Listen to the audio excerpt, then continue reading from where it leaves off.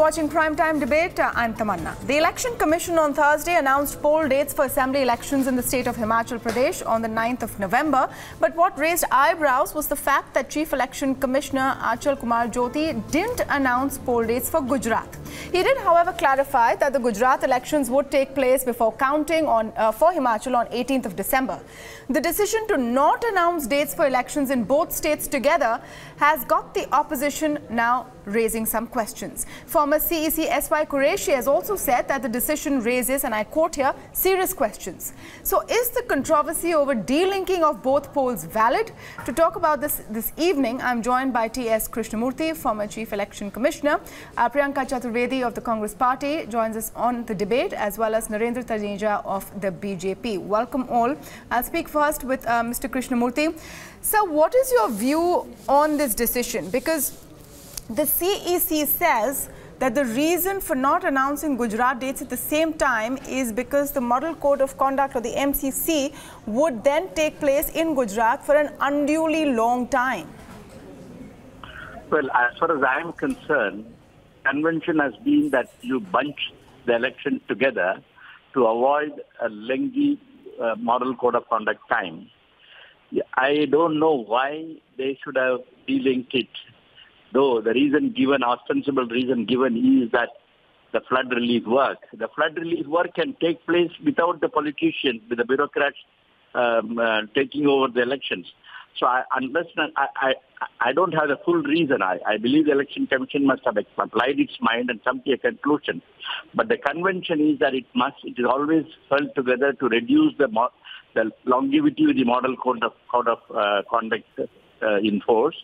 And the Himachal election perhaps could have been delayed by a week or 10 days if that was absolutely essential.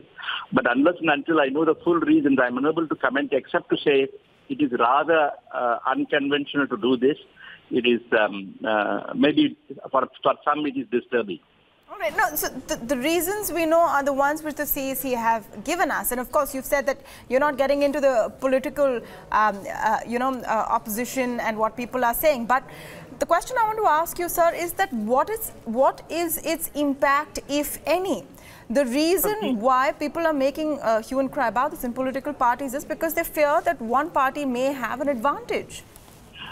During my period, we have given clear instructions that emergency relief work can be carried on even during Model Code of Conduct, provided the politicians are not associated with that.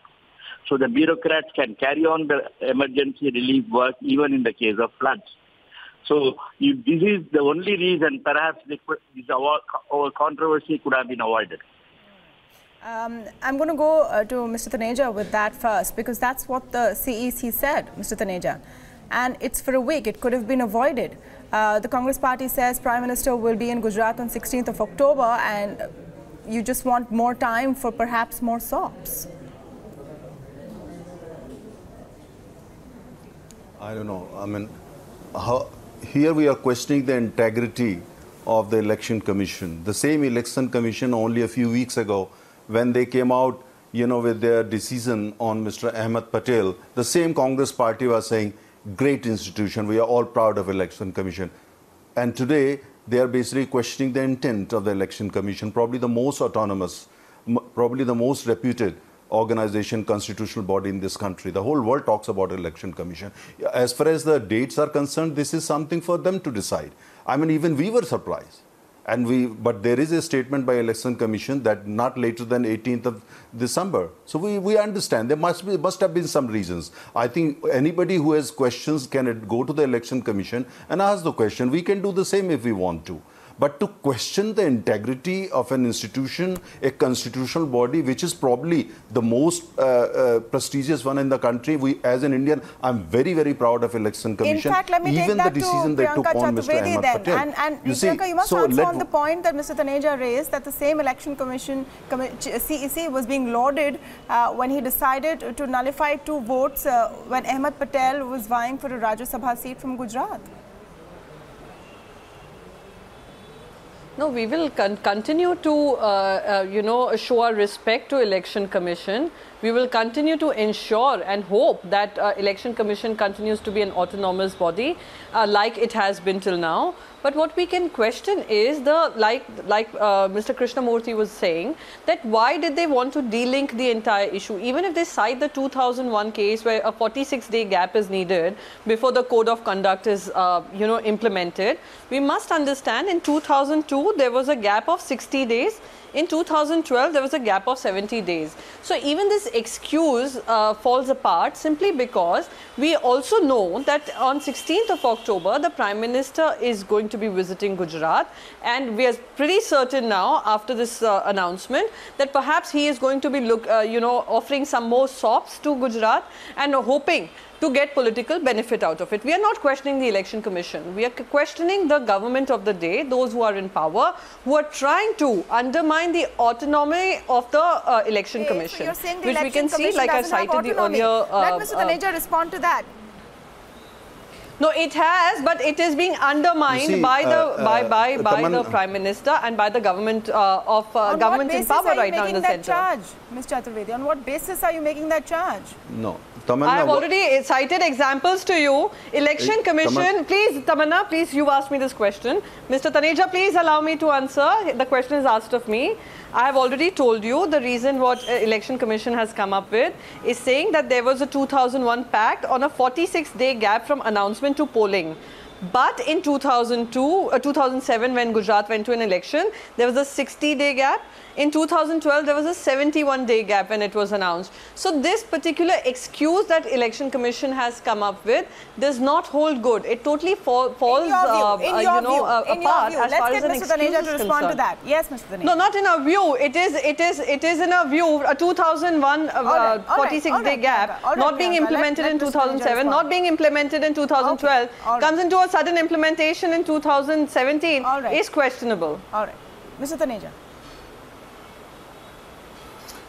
Well, I'm not here to defend the Election Commission. I'm not Election Commission spokesperson. Only thing I'm saying is that, before you question the Election Commission, why don't you just go to the Election Commission and ask these questions, ask for answers if you have any doubts in mind. And to link it with the Prime Minister's visit to Gujarat and say that BJP has tried to influence the Election Commission is insane.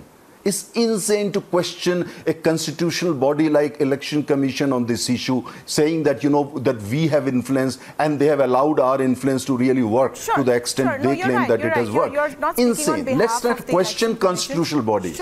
Let's not question. This is against, this is against, that means we have to show some respect to bodies that are so central to India's democracy. We have to show some respect. Don't question a body like Election Commission for your petty political interests. Mr. Taneja, Tamanna. Priyanka, one second. Tamanna. My question to you, Mr. Taneja, is now when the Prime Minister does go to Gujarat on 16th of October, doesn't what he says in his speeches and rally then become very important in light of the questions raised? Because it must not seem that an advantage has been given. But what does that have to do, the Prime Minister, or whatever Prime Minister says there, with the Election Commission's decision? These are two separate things. Precisely I'm coming to the point that if you're questioning Election Commission and trying to suggest that we actually have influenced Election Commission and that the Election Commission allows that, it's an insult of democracy. It's an insane idea to do that. I mean, that shows that we have no respect for the institutions in this country. Just for our petty political interests, we are ready to question anything and everything in this country. If that is the idea, that is the intent, I feel very sorry, for the Congress party. Okay. Priyanka, I will give you a chance to respond. Let's please keep our responses short and to the point, right? No, you will be very short. Let me tell him something, that he should not feel sorry for the Congress simply because the democracy and Indian Constitution has given every citizen a right to question every authority in this country, whether it is the Election Commission, whether it is the CBI, whether it is the army, whether it is the government, whether it is the Enforcement Directorate, whether it is the income tax officials. This is the right, fundamental right given to me because of the democracy that we follow and the constitutional principles that we follow. So you do not need to feel sorry. So this entire idea of how can you question someone is absolutely absolutely insane and absurd. And, you know, labeling everyone who's asking this question as someone who is an anti-national or someone who should be pitied is, I think, ridiculous. No, let's not digress. Let's not digress. Excuse coming from the Election Let's not Commission digress. And also is remember, also... we have Mr. No, I'm not Krishnamurthy. digressing. Even the excuse coming from the Election Commission is something which... Questioning the integrity is a different thing. I'm saying questioning the integrity. Ask question. You are questioning the integrity. That is insane. On this panel discussion. Priyanka Chaturvedi, just hold on. No one's questioning the integrity. We are questioning the undermining of authority that has been given to the Election Commission. You are questioning the integrity. That's what it is. What you are questioning is questioning the integrity. Yes, we will question the government's integrity towards ensuring and upholding the democratic principles of this country. No, you are questioning the Election Commission's integrity. Let's put the political bickering to one side. But does it raise questions? One second. If you can please control the audio of the BJP and the Congress guest who's speaking to my PCR. Mr. Krishnamurthy, does this raise questions now about what happens hence on? And has the Election Commission put itself in that position which could have been avoided? Well, this is what I said at the beginning. It was an avoidable controversy. Unfortunately, it has exposed itself to this.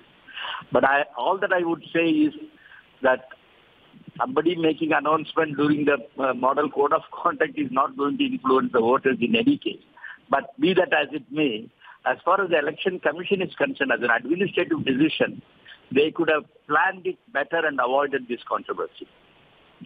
This controversy could have been avoided. I will leave it at that. Thank you so much, Mr. T.S. Krishnamurthy, Priyanka Chaturvedi and Narendra Taneja. Thank you so much for speaking to Bloomberg Quint. The controversy could have been avoided. It was a matter of just a week. But of course, the Election Commission has explained its point of view.